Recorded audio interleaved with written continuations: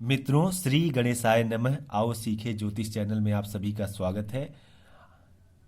हमने पिछली वीडियो में भाव परिचय कुंडली में यानी प्रत्येक भाव के क्या क्या विशेषताएं हैं, उनके गुण के बारे में जाना, जिसमें से हमने षष्टम भाव तक के बारे में जान लिया है। अब हम आगे आज बात करेंगे सप्तम भाव यानी ये इस भाव के बारे में। इस भाव की क्या विशेषता होती है और किन किन चीज़ों के बारे में यहाँ से अध्ययन करके हम फलादेश करते हैं। सप्तम भाव को पति या पत्नी भाव भी कहा जाता है। तो मित्रों, इस भाव में जब हम किसी भी जातक के बारे में गणना करते हैं, उसके बारे में कुछ पति पत्नी से संबंधित चीज़ें देखनी हो, वहाँ देखने के लिए हमें सप्तम भाव में देखना पड़ता है। वहाँ पर ग्रहों की स्थिति क्या है और किन किन कारक मारक ग्रहों से वो दृष्ट है, और क्या उस राशि में बैठे ग्रहों के संबंध उस राशि और उस हाउस के साथ अच्छे हैं या उस भाव के साथ अच्छे हैं या कैसे हैं, और कितने डिग्री पर क्या स्थितियां बनती हैं। लेकिन अभी इस वीडियो में केवल इतना आप समझिए कि किन किन विशेष चीज़ों का अध्ययन हम जो है प्रत्येक विशेष भाव से करते हैं। एक एक भाव की अपनी अपनी एक विशेषता होती है, जिसके अंदर कुछ 10-12 चीज़ें आती हैं, 15 चीज़ें, जिसके बारे में हम अध्ययन करके विवेचन करते हैं। तो शुरू करते हैं। ये सप्तम भाव में हम लोग, तो हमने बता दिया पति पत्नी से संबंधित चीज़ें देखी जाती हैं। इसके बाद हम और भी कुछ चीज़ें हैं जिनके बारे में हम यहाँ से अध्ययन करेंगे, जैसे वैवाहिक जीवन हो गया, जीवन साथी की स्थिति कैसी रहेगी, मजबूत होगा, धनाढ्य होगा, या उससे संबंध अच्छा रहेगा या खराब रहेगा। इन सब चीज़ों के बारे में अध्ययन किया जाता है। पति पत्नी या जो हमारा दाम्पत्य साथी होगा या जीवन साथी होगा, उसका शरीर कैसा होगा, रोगी होगा, मजबूत होगा, और चीज़ें उस रंग रूप स्वभाव के बारे में उसके अध्ययन किया जाता है। शारीरिक मानसिक सुख और यौन सुख के संबंधित चीज़ें भी यहाँ से देखी जाती हैं। वैवाहिक सुख हो गया मित्रों, और नष्ट धन की प्राप्ति कैसे होगी, इसके बारे में अध्ययन करते हैं। दैनिक जीवन की कठिनाइयाँ कैसे दूर होंगी, इसके बारे में भी अध्ययन किया जाता है। वैवाहिक जीवन की गतिविधियों से संबंधित चीज़ें यानी प्रतिदिन से भी संबंधित चीज़ें यहाँ से देखी जाती हैं। इसके बाद हम बात आगे बढ़ेंगे अष्टम भाव पर। अष्टम भाव या को मृत्यु भाव भी कहते हैं। अष्टम भाव से हम मित्रों किसी जातक के मृत्यु मरण का तरीका, उसके बाद मृत्यु के बाद उसकी क्या स्थिति होगी, उसके बारे में राज्य से उसे दंड मिलेगा या कैसी स्थिति होगी जातक को, कर्ज आलस्य यानी उसको कहीं कर्जे में जीवन तो नहीं रहेगा, या फिर कर्ज की कैसी स्थिति रहेगी, आलस्य होगा, आलसी स्वभाव होगा, और साथ ही साथ यौन सुख, यौन रोग, गुप्त धन, गुप्त विद्या, और जातक के दादा दादी से संबंधित चीज़ें देखी जाती हैं। समुद्रिक यात्रा अर्थात जातक के दादा दादी का सुख यहाँ मिलेगा या नहीं मिलेगा। सामुद्रिक यात्रा से संबंधित चीज़ें देखी जाती हैं। शमशान से संबंधित चीज़ें देखी जाती हैं, मतलब शमशान की भूमि उसके लिए कैसी हितकारी अहितकारी रहेगी।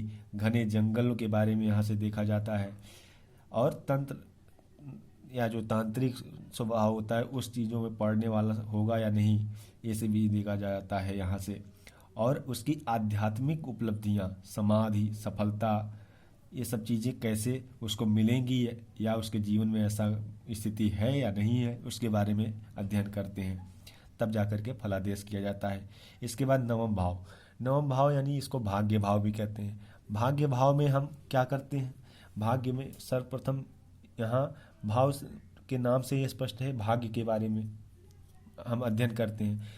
इसके अलावा और कुछ चीज़ें हैं जिनके बारे में अध्ययन किया जाता है। जैसे भाग्य भाव से संबंधित चीज़ें क्या क्या हैं, सुख हो गए जो कि भाग्य पक्ष से मिलेंगे। जैसे कहीं कहीं कुंडली में जब फलादेश करते हैं तो कहते हैं कि ये जन्मजात भाग्यवान है, तो वहाँ भाग्य से संबंधित चीज़ें, कितना सुख मिलेगा भाग्य से, ये देखा जाता है। साथ ही साथ सुख वैभव कितना भाग्य से मिलेगा, धार्मिक गतिविधियों में इनका मन लगेगा या धार्मिक गतिविधियों में कितने ये सक्रिय रहेंगे, ये भी देखा जाता है। धर्म क्षेत्र से इनका कितना नाम होगा, धर्म क्षेत्र से इनका कितना लाभ होगा, और तीर्थ स्थान, त्याग, पाप पुण्य विचार, इसी तरह से पवित्रता, आस्था से संबंधित क्या इनका धार्मिक आस्था रहेगा नहीं रहेगा, रहेगा तो उससे कितना लाभ मिलेगा। पारलौकिक चिंतन के बारे में अध्ययन करते हैं, यानी इस संसार से परे चीज़ों के बारे में इनका कितना सिक्स या छठी ज्ञानेंद्री जो सक्रिय होती है किसी किसी जातक में, उसके बारे में अध्ययन किया जाता है।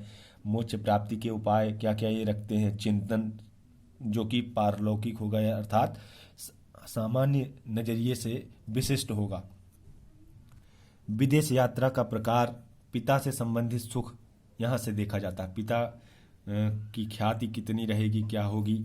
और यहाँ से एक चीज़ और भी देखते हैं कि अगर हम विदेश से यात्रा करते तो हमारा किस प्रकार की यात्रा रहेगी, मतलब लाभकारी रहेगी, हानिकारक रहेगी या केवल दार्शनिक रहेगी, इस तरह से चीज़ें।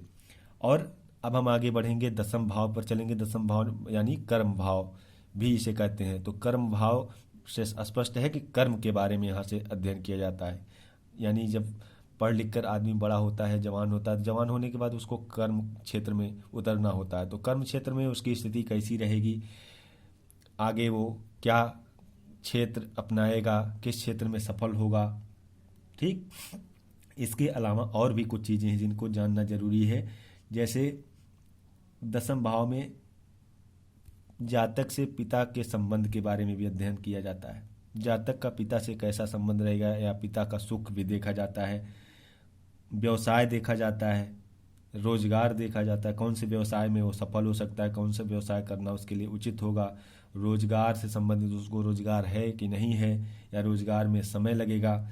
इसी तरह से नौकरी, उच्चाधिकार, उच्च पद, पद प्रतिष्ठा और राज्य की ओर से मिलने वाले पद अगर हैं तो निश्चित रूप से वो सरकारी क्षेत्र में सफल हो सकता है। और अन्य सुख साधन, जातक की सास के बारे में भी यहाँ से विवेचन किया जाता है। और प्रमोशन से संबंधित भी चीज़ें यहाँ से देखी जाती हैं। मित्रों, जातक या जातिका की सास दोनों की बात की जा रही है यहाँ पर, तो दोनों से संबंधित चीज़ें यहाँ देखी जाती हैं। इसके बाद तब हम जाकर फलादेश करते हैं इन चीज़ों के बारे में। फिर हम आगे बढ़ें एकादश भाव पर। एकादश भाव को कहते हैं आय भाव। आय भाव मतलब सीधी सी बात है, आने का मार्ग, कमाई। तो कमाई कैसे हो, आपने सारा काम कर लिया, कमाई कैसे हुई, यानी उससे आय का जरिया, आय का स्रोत जो बनेगा वो कैसे बनेगा, कितना आय करेंगे, इसके बारे में देखा जाता है। और कैसी आय होगी, नंबर 2 की, नंबर 1 की, या फिर कैसी स्थिति बनती है, रुक रुक के धन प्राप्त होगा, एकाएक धन आएगा, इसके बारे में यहाँ से देखते हैं। इसी तरह से ये भी देखा जाता है कि धन कमाने का तरीका क्या होगा, उसके साधन क्या होंगे, और पार्टनर से संबंधित, यानी धन कमाने के माध्यम में जो पार्टनर बनेंगे, पार्टनर से लाभ मिलेगा या पार्टनर से हानि मिलेगा, तो फिर वहाँ मना कर दिया जाएगा, पार्टनर रखने की आवश्यकता नहीं है, पार्टनर के साथ व्यवसाय करने की ज़रूरत नहीं है। इसी तरह से मित्रों से मिलने वाला सुख और सहयोग देखा जाता है। बाएं कान के संबंधित चीज़ें यहाँ से देखी जाती हैं। फिर बाईं भुजा देखी जाती है। बाईं भुजा के बाद पूर्वार्जित धन, पूर्व में अर्जित धन के बारे में देखा जाता है। बड़े भाई का सुख और सहयोग यहाँ से देखा जाता है। और जंघाओं आदि का भी यहाँ से विश्लेषण और विवेचन करने के बाद तब जाकर के फलादेश करना चाहिए। इसके बाद अब बात करते हैं 12वें भाव यानी द्वादश भाव या विदेश भाव। विदेश भाव से स्पष्ट रूप से महत्वाकांक्षी चीज़ इसलिए हो जाता है ये भाव क्योंकि ज़्यादा बहुत अच्छा प्रभाव तो इसके लिए विदेश संबंध से आप लाभ अर्जित करेंगे। और वैदेशिक यात्रा से, घर से बाहर, जन्म स्थान से बाहर आप कहीं अपने आय स्रोत में वृद्धि करेंगे। और विदेशी संबंधों से आप जो है सम्मान, पद प्रतिष्ठा में वृद्धि करेंगे। अगर आपके द्वादश भाव मजबूत हैं, उसकी स्थितियाँ अच्छी हैं, तो फिर आपका वैदेशिक संबंध से लाभ ही लाभ हो सकता है।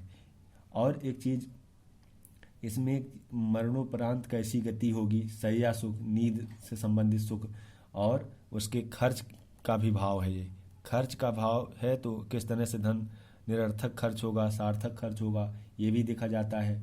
और बाहरी संबंधों से लाभ तो देखा ही जाएगा। नेत्र से संबंधित रोग आदि के बारे में अध्ययन किया जाता है। इसमें द्वितीय पत्नी के बारे में भी यहाँ से विवेचन किया जाता है। दूरस्थ स्थानों की यात्रा कैसी रहेगी, दूरस्थ स्थानों की यात्रा हो पाएगी या नहीं। इस प्रकार से राशि, ग्रह और कुंडली के भाव के युग्म से जातक की जन्म कुंडली का निर्माण होता है। यहाँ पर ये सारी चीज़ें आपका कंप्लीट हो गया मित्रों। इसको कम से कम 3 बार दोनों वीडियो आप देख लें, उसके बाद सारी चीज़ें आपको अपने आप क्रमशः स्पष्ट हो जाएंगी। फिर आप आगे बढ़ सकते हैं। फिर किसी भी जातक के बारे में धीरे धीरे आप उसका विश्लेषण करके उसके बारे में फलादेश कर सकते हैं और सटीक फलादेश कर सकते हैं। वीडियो को देखने के लिए धन्यवाद। अच्छा लगा तो लाइक करें, शेयर करें और आने वाली वीडियोज आप तक मिलती रहें इसके लिए बेल आइकन को क्लिक करना न भूलें।